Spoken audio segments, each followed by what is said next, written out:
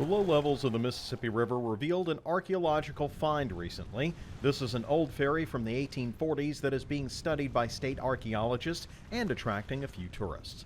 The old boat has something in common with its modern-day counterparts.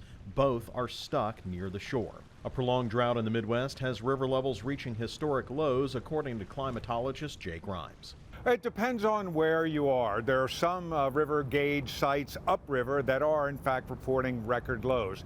Here in Baton Rouge, we're not really anywhere near the record low. Right now we're at about 5 feet here midweek, and we're expected to drop potentially below 3 feet. Now that's getting very low, but the river's been below 2 feet a couple of times here in Baton Rouge. The low levels have led to significant drops in river traffic. That in turn is affecting our ag economy, according to LSU Ag Center economist Dr. Michael Delaberto. Not only are we seeing a backlog in the number of barges being unloaded, not only are we seeing a reduction in the capacity that they're carrying, but we're also seeing freight charges reach record levels.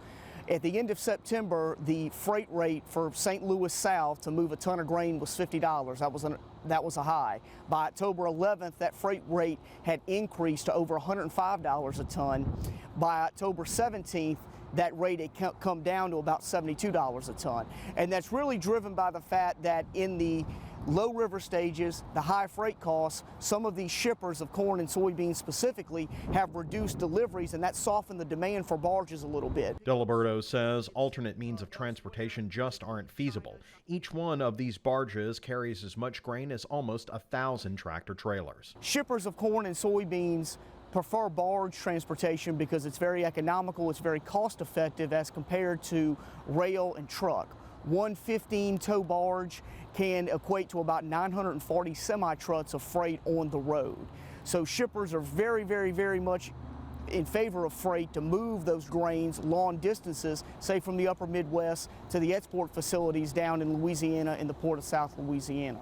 For every foot decline in river depth, that barge has got to be loaded from anywhere from 5,000 to 7,000 fewer bushels of either corn or soybeans per barge. While the river here in Baton Rouge isn't at an all-time low, it isn't expected to rise anytime soon either.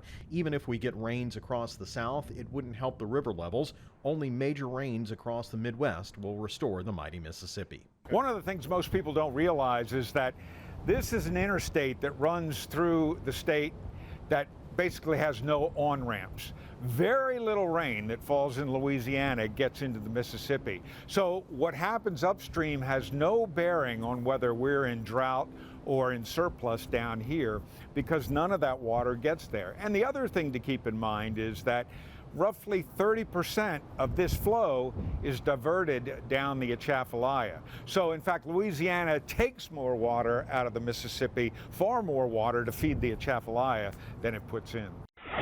Now, currently, the forecast for the river in Baton Rouge is about 4.5 feet through the first week of November.